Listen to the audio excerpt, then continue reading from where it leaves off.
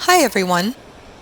I filmed this on a rainy, cold day in November, a day that I had originally planned to spend outside, filming a video about painting an autumn landscape.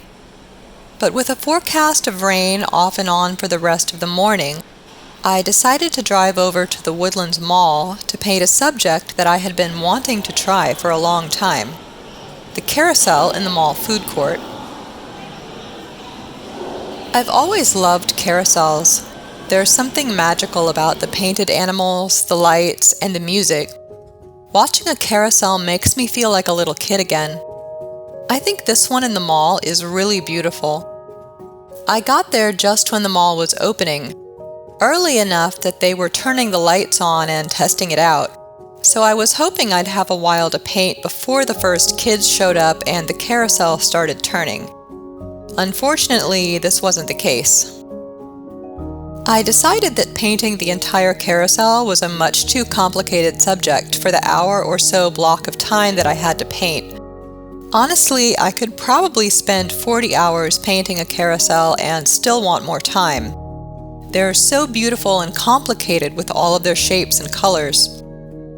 Since I didn't have a week to just paint this particular carousel, I picked one animal, a tiger, and started sketching. I only had about 2 minutes before the first riders got on and the carousel started turning, and I quickly discovered the biggest challenge about sketching a carousel from life is that they don't stop moving. I tried to catch glimpses of the tiger as it came around and around, but it meant I had to work much more slowly than I wanted.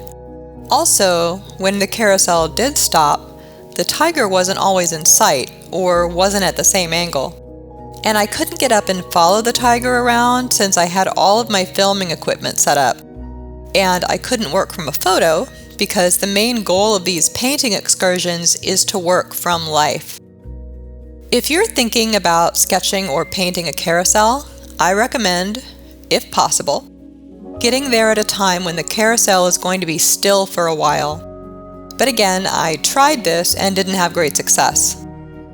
Another tip would be painting a loose, impressionistic sketch from farther away of the carousel as a whole, and then trying to capture the big shapes and colors rather than any fine detail. You could also just work from a photograph. Another idea would be to choose an animal that you're already very familiar with drawing, so that you can easily fill the anatomy in from memory. I don't have much experience drawing tigers or cats of any kind. I mostly draw people. So I probably should have chosen an animal I was more familiar with, like the horse. I have drawn a lot of horses, so it probably would have been easier for me to sketch one partially from my observations and partially from memory. At any rate, once I finally had a sketch, I started painting. This was the best part of this whole excursion. Carousels have such bright colors, and the tiger was a wonderful vivid orange. I have a Holbein brand orange paint that I love, and I was excited to get a chance to use it in this painting. The tiger stripes were also a lot of fun. I used a mixture of Payne's Gray and Lamp Black with a small sable brush.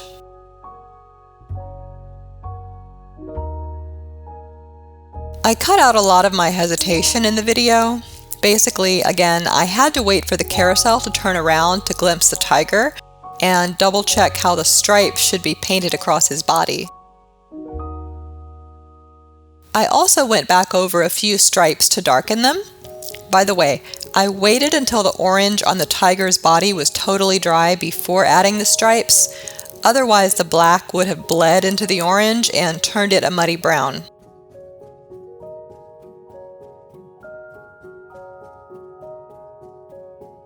Now I'm using Davy's Gray to add shadows to the tiger's body. The light was coming from above and the sides, so there was a shadow on his legs and belly. I wasn't happy with the way his face looked, so I just rubbed it out with a little clean water and waited for it to dry. And then I'm going to paint it again in just a moment.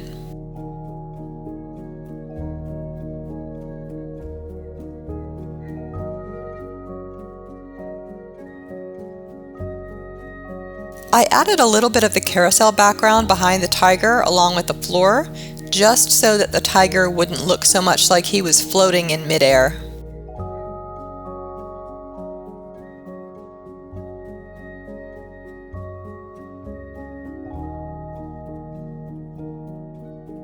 I also added some of the curly decorative pieces on the carousel center.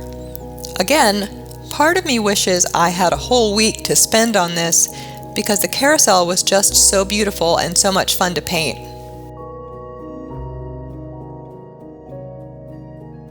This is just about finished. Thank you for watching, and if you try painting a carousel, let me know.